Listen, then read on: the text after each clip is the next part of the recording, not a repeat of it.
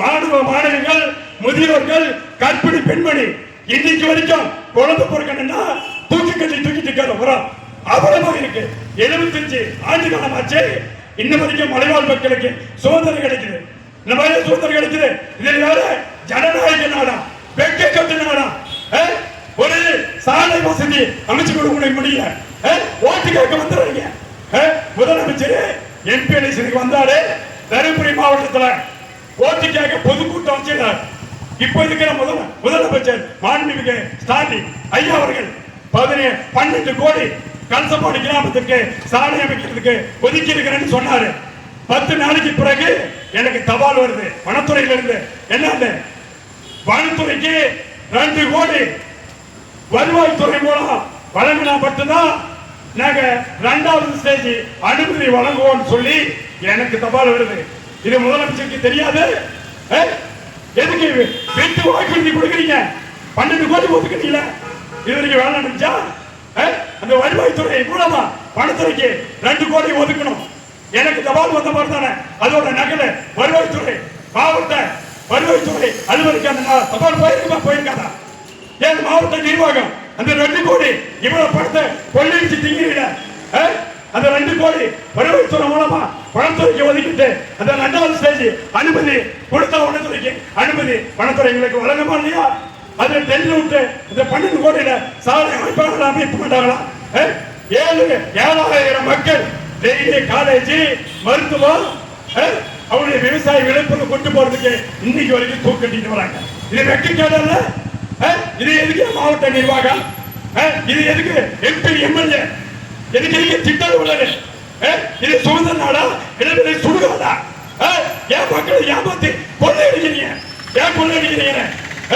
தமிழ் தேசிய மலைநாடு மக்கள் கட்சி சாதாரணமா இன்னும் விடாது.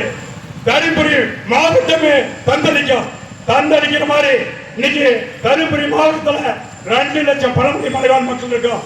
1 மாத காலத்துக்குள்ள கலசப்பாடி சாலை வசதிய எங்களுக்கு வனத்துறை மூலமா அனுமதி பெற்று எங்களுக்கு அந்த சாலையை அமைச்சு கொடுக்கணும். மாவட்ட நிர்வாகத்துக்கு கோரிக்கையா வைக்கிறோம். மலைவாழ் மக்கள் கோரிக்கையா வைக்கிறோம். மலைநாடு மக்கள் கட்சி கோரிக்கையா வைக்கிறோம்.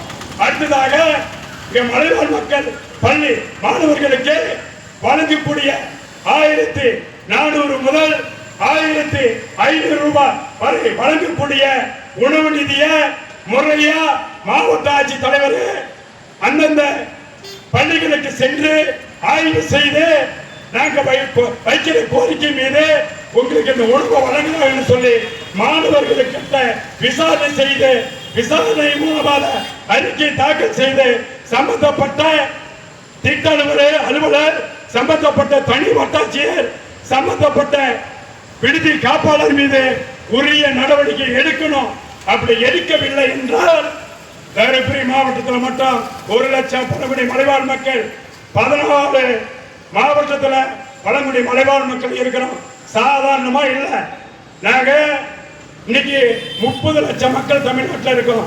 நீங்க சொல்லிட்டு இருக்கீங்க இப்ப தருமபுரி மாவட்டத்தில் எவ்வளவு மலைவாழ் மக்கள் இருக்காங்க? அரசு கணக்கு 4,000 பேர் 5,000 பேர் சொல்லிக்கிட்டு ஏமாத்திக்கிட்டு எங்களை உரிமையை நீங்க கொடுக்காத நீங்க 1.5 லட்சம் பேர் எங்க தருமபுரி மாவட்டத்தில் இருக்கோம். தமிழ்நாட்டில் ஃபுல்லா நாங்க சாதாரணமா இப்ப 10 லட்சம் மக்கள் இருக்கோம் மலைவாழ் மக்கள்.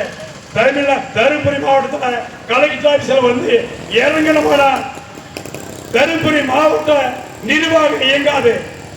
அதை கவனத்தில் ஏற்றுக்கொண்டு தருமபுரி மாவட்டத்தினுடைய மாவட்ட ஆட்சித்தலைவர் IAS, வனத்துறையினுடைய IAPS, பழங்குடி நலத்துறையினுடைய இயக்குனர் IAS, தமிழ்நாட்டினுடைய இயக்குனர் அனைவரும் ஒன்று சேர்ந்து எங்களுக்கு நடக்கிற அவல நிலைய இதுக்கு முன்னாடி நடந்ததை விட்டுருங்க. இனி வரும் காலத்துல எங்களுடைய உரிமையோ எங்களுடைய இடஒதுக்கீட்டையோ தவறான முறையில பழங்குடி மலைவாழ் மக்களுடைய சாதி சட்ட சர்டிபிகேட்டை பெற்று யாரு அரசு துறையில் இருக்காங்களோ அவங்களை கண்டறிந்து அவருக்கு தகுந்த நடவடிக்கை எடுத்து பணியிட நீக்கி எங்களுடைய உரிமையை பழங்குடி மக்களுக்கு கிடைக்கிறதுக்கு வழிவகை செய்யணும்னு சொல்லி நாங்க மாவட்ட நிர்வாகத்தை கேட்டுக்கொள்கிறோம். எவ்வளவு நாளைக்கு பொறுத்துக்கிட்டு இருக்கிறது? மலைவாழ் மக்களுக்கு இன்னும் சுதந்திரம் கிடைக்கல. 75 ஆண்டு காலத்துல நாங்க போராடணும். இனிமேல் போராடுவோம். எங்களுடைய உரிமையில யாரும் நீங்க தலையிட முடியாது, தலையிட உதவ மாட்டோம் அடிப்படையை இந்த மாபெரும் கண்டன ஆர்ப்பாட்டத்தின் மூலமாக தெரிவித்துக் கொண்டு வத்தலமலை மக்களுக்கு பட்டா என்ன வழங்காத இருக்கிறீங்க. ஆனா தனியாருக்கு சுற்றுலாத்துறை அறிவிச்சுன்னு சொல்லி தனியார் கார்பரேட் முதலாளிகளுக்கு அந்த மலைவாழ் மக்கள் விவசாயம் செய்து கொண்டு இருக்கிற நிலத்துக்கு பட்டா வழங்கி அங்கே ரிசார்ட் நிலத்தை மாற்று இனத்தோர் வாங்கக்கூடாதுன்னு சொல்லி அரசாணையே இருக்கு. மலைவாழ் மக்களுடைய நிலத்தை மாற்று இனத்தோர் வாங்கக்கூடாதுன்னு சொல்லி அரசாணை இருக்கு. அதையும் மீறி மாவட்டத்தினுடைய டிஆர்ஓ அனுமதி இல்லாத மாற்று இனத்தவர் பத்திரமலையிலோ சித்தாரி மலையிலேயோ பத்திரம் பதிவு செய்ய முடியுமா? எப்படி மாவட்ட டிஆர்ஓ மூலமா அவங்களுக்கு தெரியாத எப்படி பத்திரம் பதிவு செய்யறாங்க? மலைவாழ் மக்களுடைய நிலத்தை மாற்று இனத்தவர் வாங்கினா அந்த பத்திரத்தை பதிவு செய்யக்கூடாதுன்னு சொல்லி மாவட்ட ஆட்சித்தலைவர் மூலமாகவும் வருவாய்த்துறை மூலமாகவும் மாவட்ட சார் பதிவாளர் அலுவலகத்துக்கு தகுந்த நடவடிக்கை எடுக்க சொல்லி மாவட்ட ஆட்சித்தலைவருக்கு நான் கேட்டுக்கொள்கிறோம். எவ்வளவு நாளைக்கு நாங்க பொறுத்துக்கிட்டு இருக்கிறது?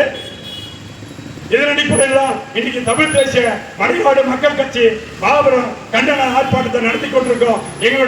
எங்களுக்கு இருக்கிற அவலநிலை சொல்றோம். இதே மாதிரி தருமபுரி மாவட்டத்தில் உள்ள அனைத்து மக்களுக்கும் இதே சூழல் தான். கட்சி ஒன்று இருக்கு. 5 வருஷத்துக்கு ஒரு முறை நாங்க ஆட்சி பிடிக்கணும். ஆட்சி பிடிச்சு என்னத்தை கிழிச்சு போடலாம்? தருமபுரி மாவட்ட மக்களுக்கு என்னத்தை நம்ம கிழிச்சு வச்சிருக்கிறோம்?